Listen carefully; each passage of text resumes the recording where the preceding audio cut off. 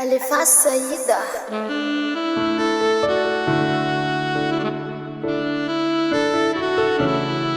Sunny on the beat.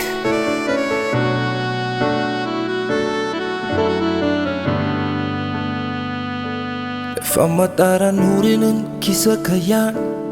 nanoratra an'ty aho satry niezaka hatrany jany ny anjara na de mba fanirina hita tananao na anio na ny aorina lazainao manofy angamba na lasadala raha mba teo anao arya de iza no andrara tsy akoran'olo kafy anao fa mba tsy saala tao apotsika zany eto fa ianao voarara rano efa ndoalika mividy ao anatiko aho sady izidizy ny masoandro midanika aho de rehefa manatrika de tsikinao sarika foko mandoalika fity efa nomeko iny nanakarary iny aiko iny foko anao daholo fa tsy fanomezatsiny tsy hoe mila vaniny na miandry valiny fa ampitiavana be zay ny tena marine so lasa falemeka metoara rotinao fa disoko ary vera toka mba de otinao kanefa eto ihany aho raha tianao eto any aho fa iny fitiavaniko zay fanomeko anao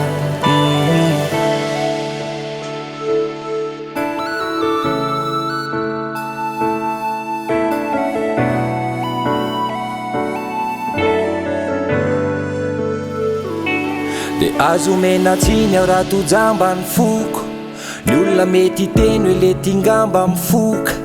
dizidizynanao teny any efa tsy mitroka na kivikivy ary aho de mbola tsy maintsy mitraka mamepitarabe atsy voadona ny fiara ka defa vao fitiavana voadona ny tsara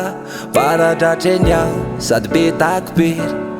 atao anatin'ny maizina atao ao amin'ny tadiny very rano efa ndoalika mividy ao anatiko aho sady izidizy ny masoandro midanika aho de rehefa manatrika de tsikinao sarika foko mandalika fity efa nomeko iny nanakarary iny aiko iny foko anao daholo fa tsy fanomezatsiny tsy hoe mila valine na miandry valine fa ampitiavana be zay ny tena marine so lasa falemeka metoara rotinao fa disoko ary vera toka mba de otinao kanefa eto ihany aho raha tianao eto any aho fa iny fitiavaniko zay fanomeko anao anaonao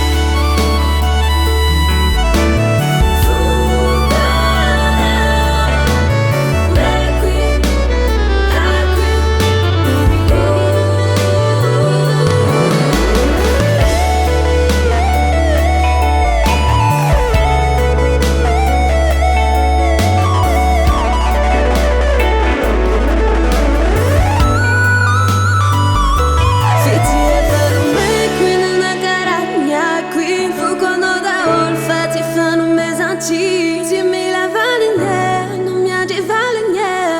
Amtiavana pesa tena marine So lasa falemeko metoara rotinao fa disoko ary vera toka mba de otinao kanefa eto any aho raha tianao eto any aho fa iny fitiavaniko zay fanomeko anao